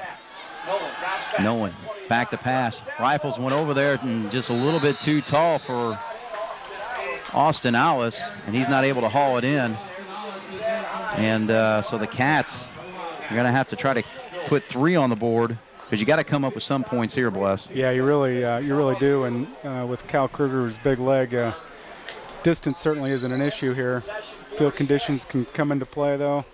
Make sure, really got to up the concentration on the holder and the kicker. So they're going to spot 3 points. So that makes it a 2-touchdown game, more than just a touchdown and a field goal. All right, so we'll call this about a 32-yard field goal attempt. Should be something that Kruger ought to be able to nail. As he gets the ball down, kick is up, and it is no good. It's wide left, so he had plenty of leg, but just a little bit to the left there. So the Cats come up with nothing on that drive. It was 1, 2, 3, 4, 5, 6, 7, 8, 9, 10, 11 play drive. And so Southridge burned some clock. That was good, but the key play there was that penalty. Again, emotions getting in the way, and it just stalled it. Give Southridge credit, though. They did what they had to do to take advantage of that. Okay, so Southridge has the football with 9:16 to go. Jasper still leads it 21-13. The Raiders went for it on 4th and 1 whenever we came back from the lightning and rain delay. So with 9:16 to go, the Raiders on the attack, and they're going to throw the football, but the receiver catches it on one knee, and so automatically down whenever knee touches the ground. So Stetter hits Cody Thompson for, it looks like, about a 6-yard gain. Real important that the defensive backs get some confidence and, make some plays. Because at some point, Southridge is throwing the ball a lot more, I think, than expected. All right, so there's an inside counter play. The Householder, he's still on his feet, and he scampers across the 35-yard line to about the 37. So just like that, Raiders on the attack again. Yeah, it's a nice play, misdirection, and we've got to stuff the hole. Stuff the hole or get in the backfield. So he rambles to the 37-yard line. We'll call it a 16-yard run. And that is 1st and 10 for the Raiders on the move with 8:33 to go. Jasper leads 21-13. Raiders looking to make a move this time. The give is to the fullback, Aiden Mitchell. And Aiden Mitchell gains about 2 yards to the 40-yard line. We'll call it 3. Gain of 3 on the play. 2nd down and 7 at the 40. So the Southridge Raiders really getting the benefit, like you said, of that break of the rain delay for a little over an hour or so. Yeah, and they've made some plays, and Jasper, when they needed a big play, just haven't been able to get it. Too much time to throw. Now it's up for grabs. And just like that, the Wildcats, he just aired it out there and had a little tangle up of Cody Thompson, and not sure. Call it on them or us. I got a feeling it's on them. I would say that's probably going to be against the Wildcats. It looked like we had an opportunity of maybe picking that thing off. They really threw it up for grabs. Yeah, I'm not sure. So it another is penalty. You're right. I mean, that's 15 yards tacked on. That's going to move them into Wildcat territory. Ball was at the 40. That'll move it to the 45 of Jasper. It should be. Yeah, the chains are already moving. But yeah, the ball. It's not at the spot of the foul, right? It's a 15-yard penalty. Yeah. So that should take it to the Wildcat 45. And they have to. So the chains move too quick on that one.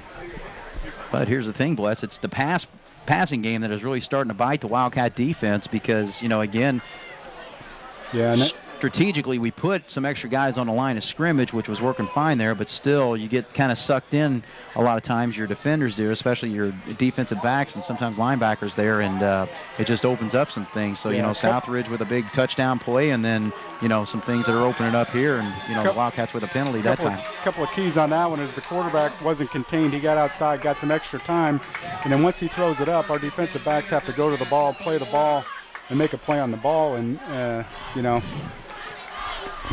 they just got mixed up with the receiver, and anytime that happens. All right, so Southridge is going to run the football right up the middle. The ball was actually at the 34-yard line. I'm sorry, the 44-yard line, excuse me. Nice surge by the Raider offense. Our line's got to keep that from happening and get back into the backfield. So now the ball will sit at the 40-yard line after the 4-yard gain. 2nd and 6. Here come the Raiders. This time the quarterback keeps it. Loft is out there looking for Craig. Overthrows his receiver. A little bit of pressure. Actually, I believe that was Tate on the play there, Bless, as he put some good pressure on the quarterback and forced him to throw a little high. Yeah, and the coverage was decent, but, if he puts it on the numbers, there's still a little room.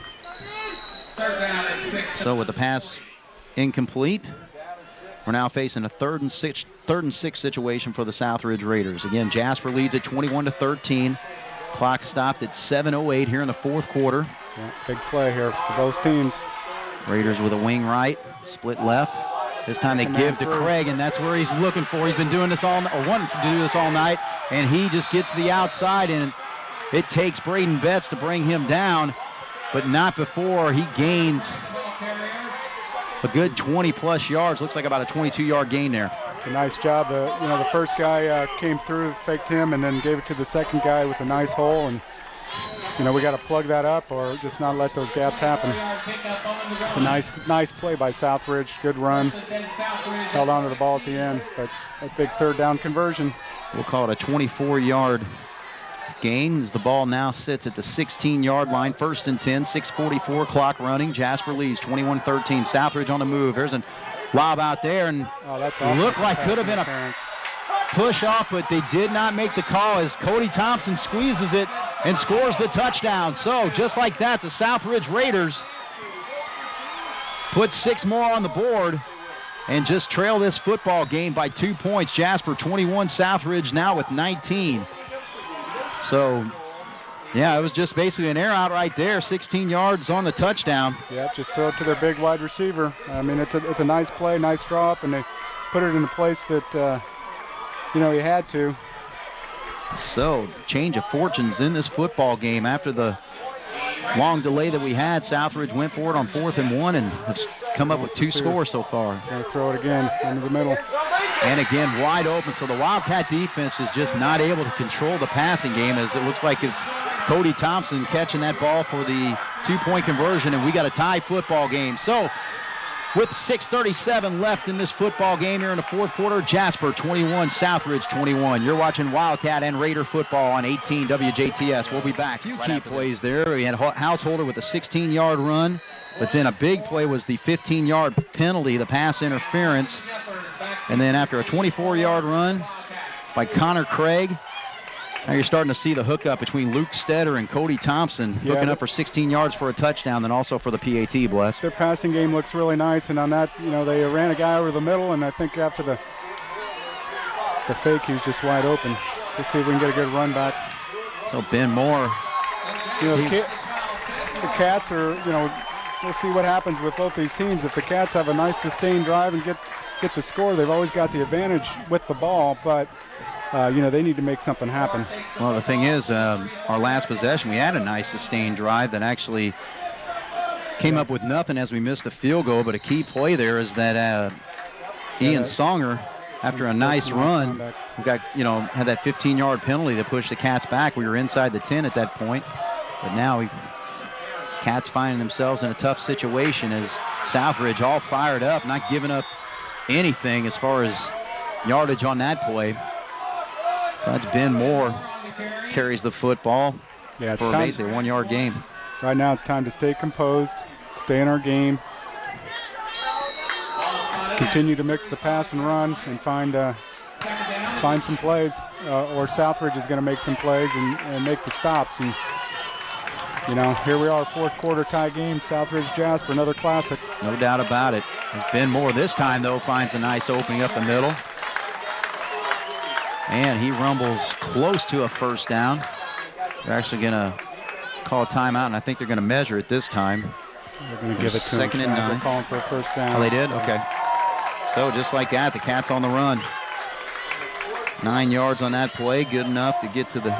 You know, this is time for the good old Jasper football. Let the linemen in the backs take control here if they can.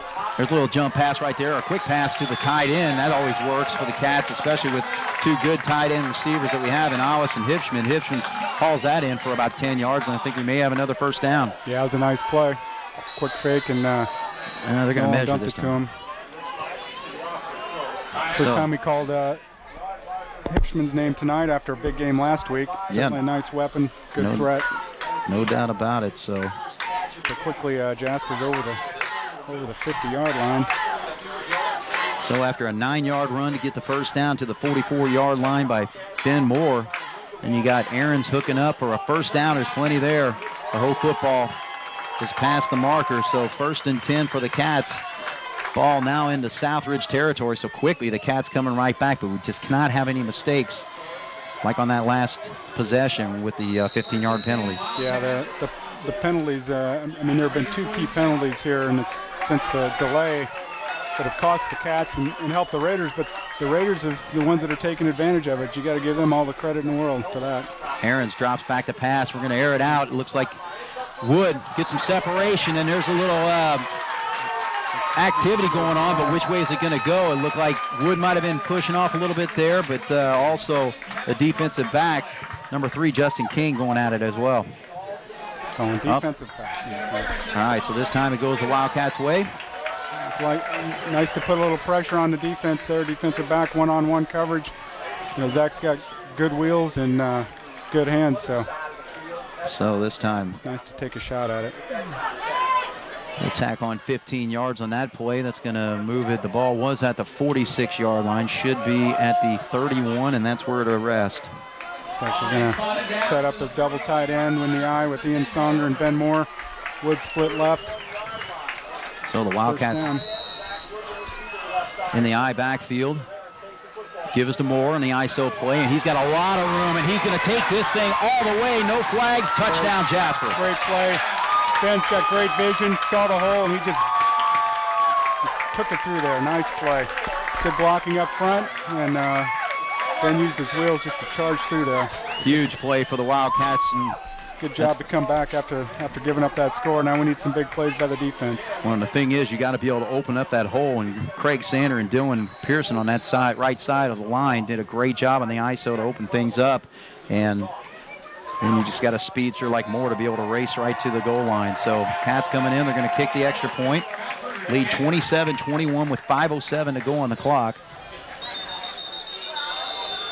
All right, and so actually a little stop and play, and Southridge is going to call timeout, it looks like. Maybe they didn't have enough players or something. So you think maybe they're icing him? Either that, who knows? It's a big kick here, a big important point. All right, we'll take a quick break in the action here. So 5:07 to go. We still got the point after to kick. Jasper leads 27-21 after the 12-yard run, or the 31-yard run by number 12, Ben Moore. So we'll be back. You're watching Wildcat and Raider football tonight on 18 here at Jerry Brewer Alumni Stadium, getting set for the point after the 31-yard touchdown run by Ben Moore. The Cats really need this extra point, Bless. Yeah, they do. It's a big point. We need to keep it at 7. Kick is down, kick is up, and it splits right through. So it gives Jasper 28, the Southridge 21, but plenty of time on this clock. The last 5:07 to go. A lot of time, especially the way things have been going.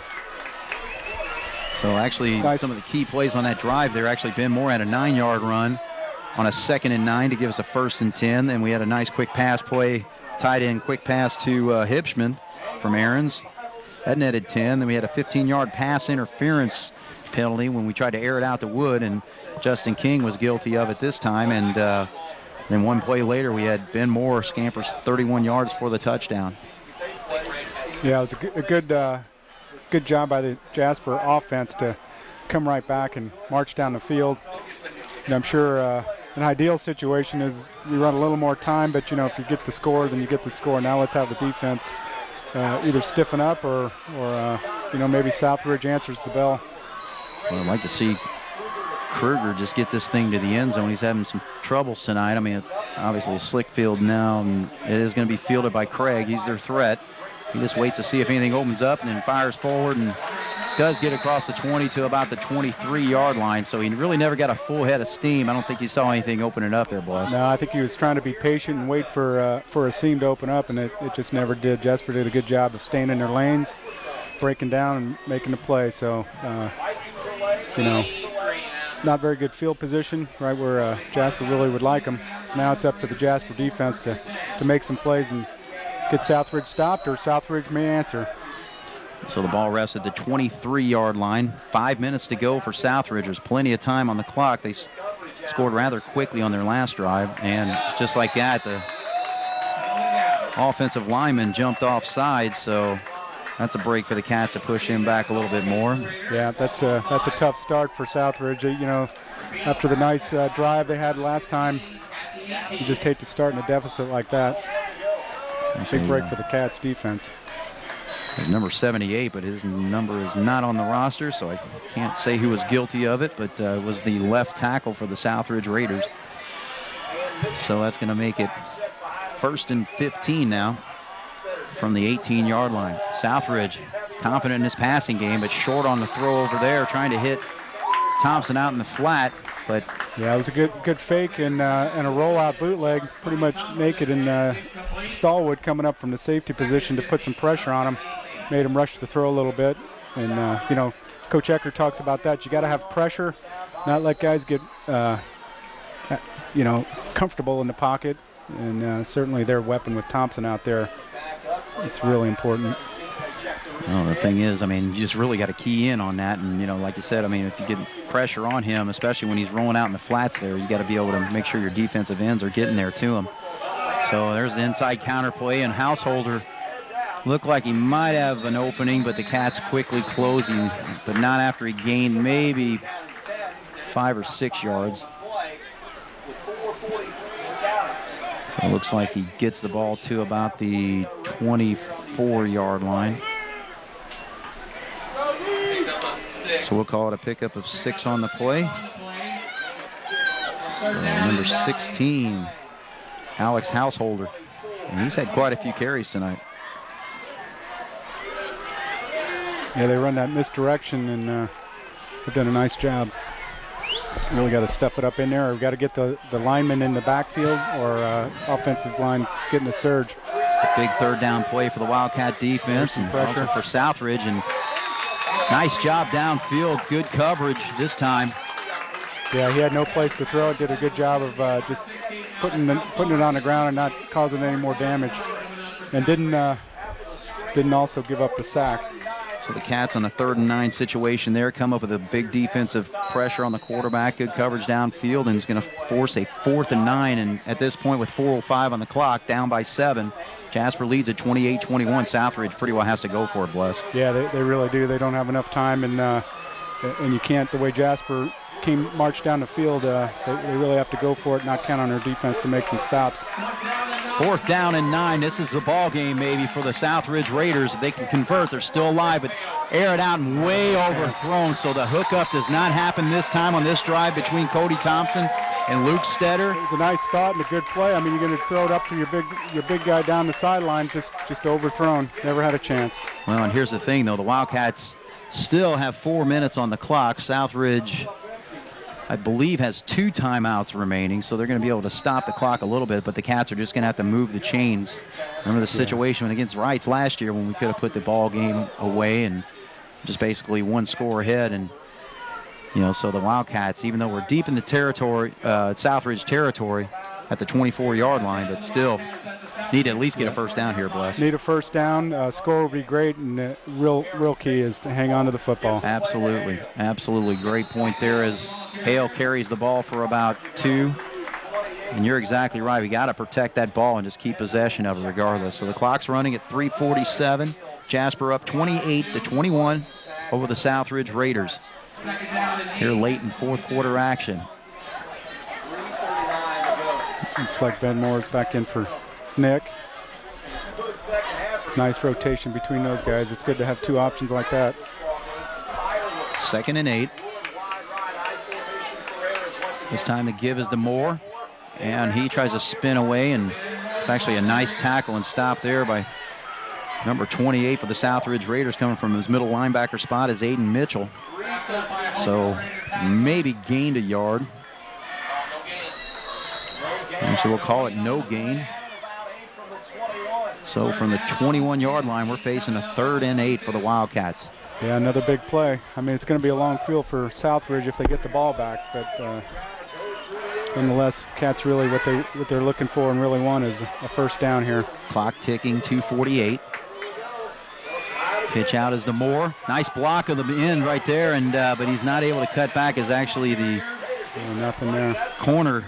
Guadalupe Perez came up with the stop, and actually it looked like we had Jacob Mooney. Actually, Jacob Mooney in his cornerback spot. It looked like he was kicked out on the play, but he was able to recover a little bit and help him on stop. Yeah, they sent those 2 backs out in front to clear the way, and just good pursuit from the backside and from the middle of the field by Southridge, and just stuffed it. Just nothing there. Okay, well, here's the situation. I mean, I'm surprised Southridge is not stopping the clock. Should have paid attention to know how many timeouts they have.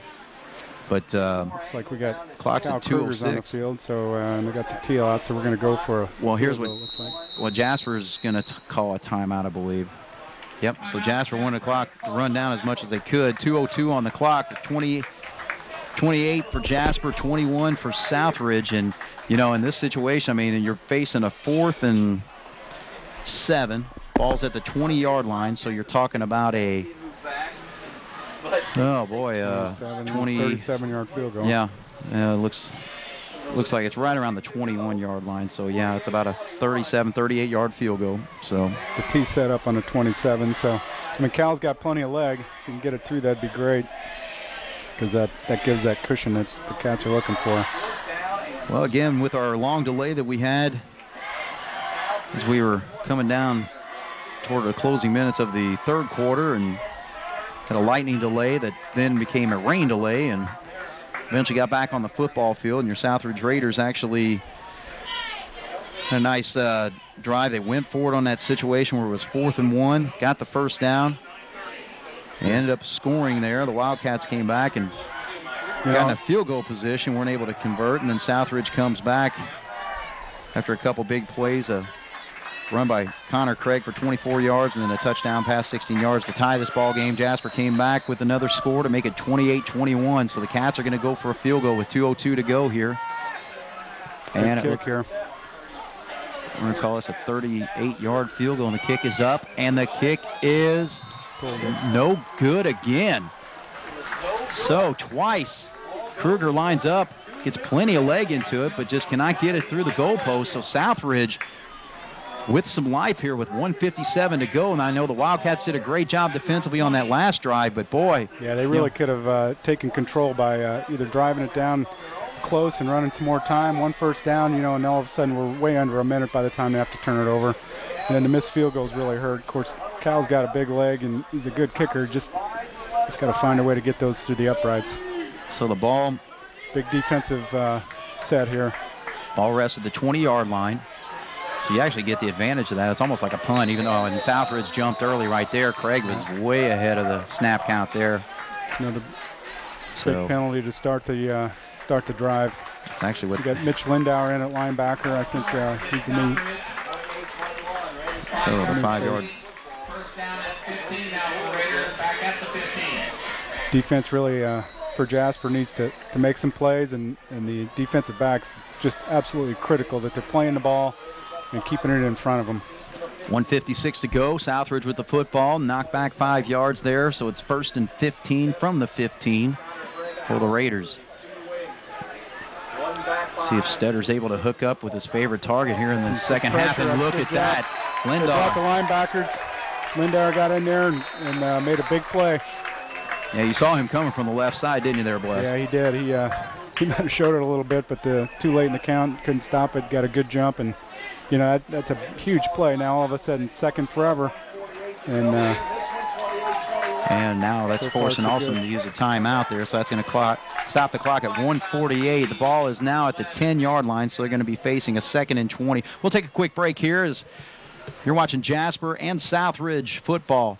With 1:48 to go, Jasper leads 28-21. 1 minute, 48 seconds to go. Jasper with a 28-21 lead over the Southridge Raiders. This is big situation, 2nd and 20.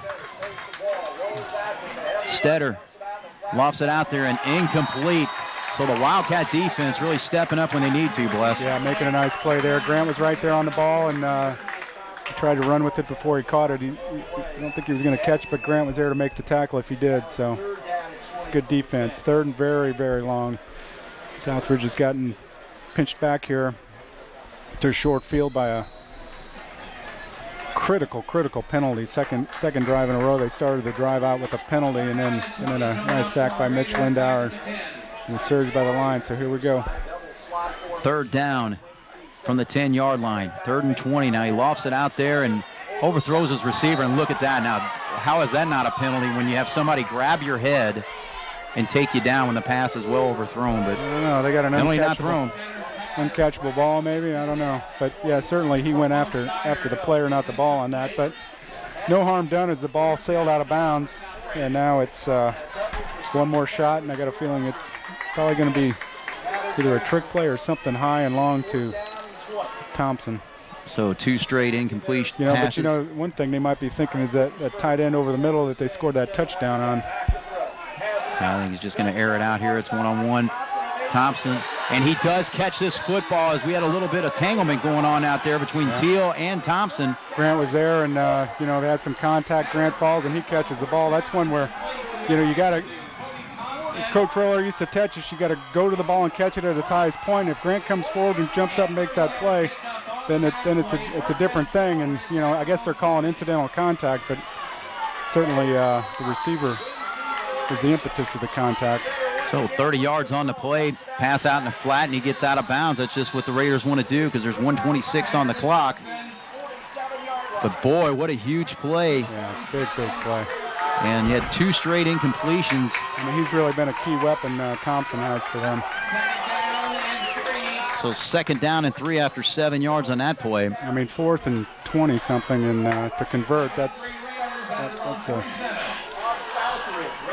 big play for Southridge. So that stops the clock. Again, it's at 1:26. Southridge trails 28-21, but on the move. Raiders back to throw. They get it to Thompson again, and it's just been that combo. 1st down, so the clock's going to stop while they reset the chains. 3 straight completions. Stetter to Cody Thompson, the 6'5" receiver, taking advantage of his size and his ability to catch this football. And now they're in the Wildcat territory with 1:16 to go. Double wing set up this time for Southridge, but they're coming out throwing. They throw out into the flat. That's Householder with the football. He breaks away from one would-be tackler. Calling him down. They're going to call him down. His knee was down. Okay, so he was down, so that's a break for the Cats. So it looks like it should be only about a 3-yard gain, and the clock continues to run. 57 seconds to go. It's actually, you got Raiders trying to set up. 50 seconds. Ball's at the 43-yard line. 2nd and 7. Stetter drops the football, ball on the ground. See if the Cats come up with it. But no, it looks like the Raiders do, and they have to call their last timeout. So the clock stops at 37.1 seconds. 28-21 Jasper leads. Southridge maintains possession of this football after the fumble. The quarterback lost the handle of the ball, and the ball is actually going to be spotted, I believe, back into Southridge territory. Yeah, about the 48, 49-yard line. 49-yard line, I think. Yeah, there was, decent pressure, and, he just lost a handle. You never know if the ball's wet because they're not able to switch it whenever they're running quick plays like that. Big break for the Wildcats, but sometimes you make your breaks by putting a little pressure in his face. So an 8-yard loss there, and so blessed. It just comes down to this. Defense is going to have to start making plays. Yeah. I mean, the clock is short for Southridge. They're going to have to work the sidelines and first down to, or one big play, and this is a tie game potentially. But here we are, fourth quarter, less than a minute to go, and game's still in question. Just a classic battle by Southridge and Jasper. No doubt about it. What you expect, the way these boys compete. A lot of pride. We talked about it's really the only,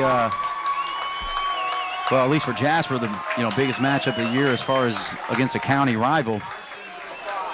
And it's all on the line right now. Jasper leads 28-21, 37.1, 3rd and 15 from the 49-yard line. Stetter lofts it across the middle. Craig cannot handle the football, but that will stop the clock, so Southridge. Now here we are with the 4th and long again. He had some space there. Just didn't quite make the catch.